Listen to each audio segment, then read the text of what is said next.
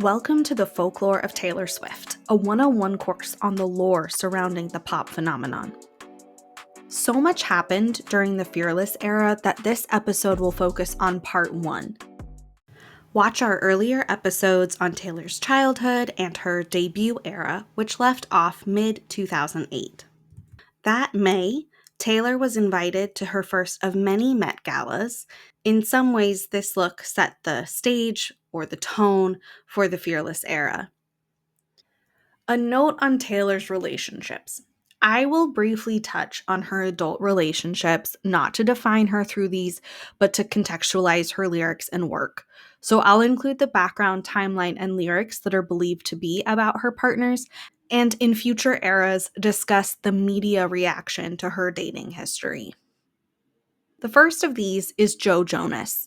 They dated briefly, and after the breakup, she famously told Ellen, It's like when I find that person that is right for me and he'll be wonderful. And when I look at that person, I'm not even going to be able to remember the boy who broke up with me over the phone in 25 seconds when I was 18.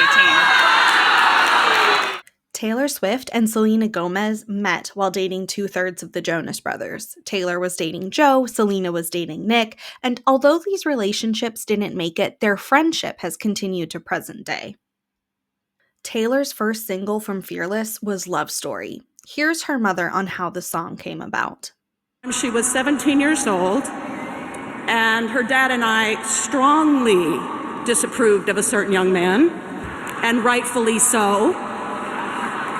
But she was mad. She was real mad, and she went to her room, and she closed the door, and she came out about an hour later with a song called Love Story. Of course, what Taylor wrote in under an hour would become a massive hit that crossed over and exposed her to broader pop audiences. Here's Taylor recounting her approach to Fearless. I got to make my next record and I had a little bit more say. And so I got to use Nathan again without any conversations being had. And I made my second album, Fearless, which ended up being kind of the one that was the breakthrough album. Like, it was my first international #1 with Love Story. It was the first time I ever got to hold a Grammy in my hand and then drop it in the press room, which was really embarrassing for me.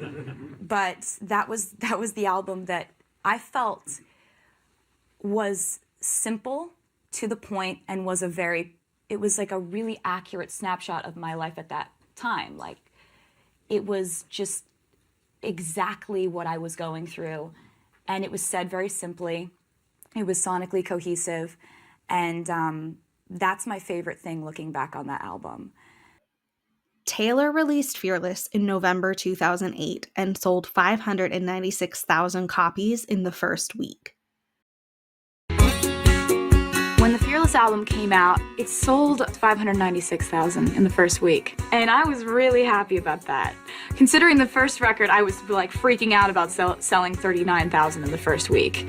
Selling 596,000 in the first week was quite an improvement. She wears short skirts, I wear t-shirts, she's cheer captain and I'm on the bleach. She once again included Easter eggs in the liner notes with examples like these. The flip side of Love Story was White Horse, where Taylor sang, "I'm not a princess, this ain't a fairy tale." This track 5 is rumored to be about the same boy as Love Story, but from the perspective of realizing the romantic fantasies would never come true.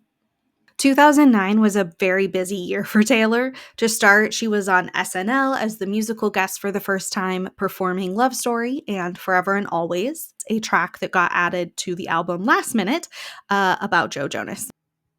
Later, when putting on the justifiably angry performance of Forever and Always on the Fearless tour, Taylor referenced and even played part of the following interview.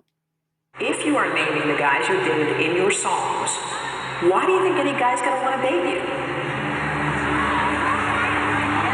Well, I guess in that situation, I just figure that if guys don't want me to write bad songs about them, then they shouldn't do bad things. Here's Taylor at the 2009 Grammys. Fearless wasn't yet eligible due to its release after the cutoff date in the fall. And you'll notice that with many of her albums, Taylor would release a single in the summer for an album in the fall.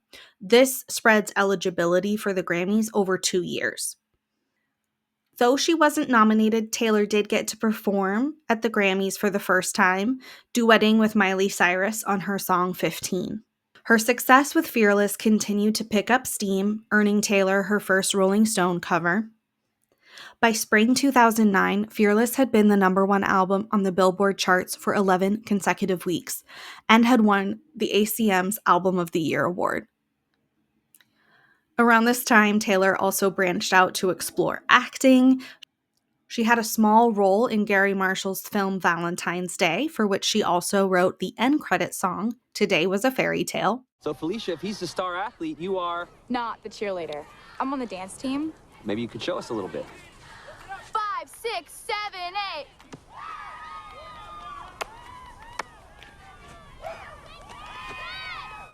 And she played the, spoiler alert, murder victim in a CSI episode.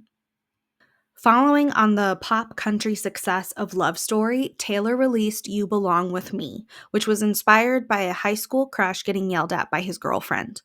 The music video quickly became iconic, and it continues to be one of her most referenced music videos, especially of her early discography. On top of the handwritten notes, the marching band, and Taylor playing the quote-unquote bad girl by putting on a brown wig, the video also features the famous Junior Jules t-shirt with names of her high school friends written across, including Abigail Anderson. With Fearless, Taylor got to achieve a lifelong dream by launching her very first headlining tour. Venues, including Madison Square Garden and the Staples Center, sold out within minutes. The 3-part documentary Journey to Fearless chronicles how Taylor was deeply involved with the tour production, including stage design, costumes, theatrical flares, and much more. I had been dreaming about doing my first headlining tour, I think since I was 4 years old, and singing random songs that I had made up on top of a picnic table on my parents' vacations, embarrassing them. I had always wanted to put together a show that incorporated theater and storytelling and the songwriting and what I saw in my head when I was writing these songs, and just imagery that had filled my mind when I was putting these songs together. I finally got a chance to do that in March of 2009 when I was putting together my first tour, the Fearless Tour. You guys, this tour has been the best experience of my entire life. 1, 2, 3, Fearless! In addition to all the planning and performing, she would also do her own hair and makeup each night. And her mom would draw a 13 on Taylor's hand before every show. What is the reason? I was born on the 13th. I turned 13 on Friday the 13th. My first album went gold in 13 weeks. Also, thanks. My first song that ever went #1, it had a 13-second intro. And I didn't even do that on purpose. That summer, Taylor released 15 as a single, focusing on innocence that can't be regained. Abigail Anderson, who we've mentioned a few times, is not only name-dropped in the song, but also features in the music video.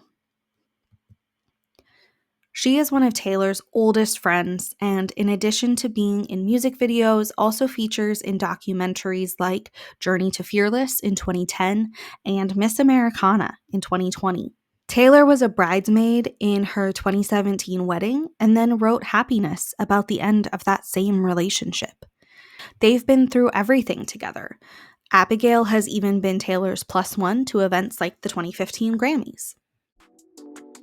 Okay, we'll pause here after the first year of Fearless. Join next time where we'll look at how the spotlight that success thrust Taylor into wasn't always safe, but it was rewarding. Find links below to additional resources and music videos referenced. Follow Folklore and Fantasy on YouTube and Instagram so you don't miss anything. Thank you.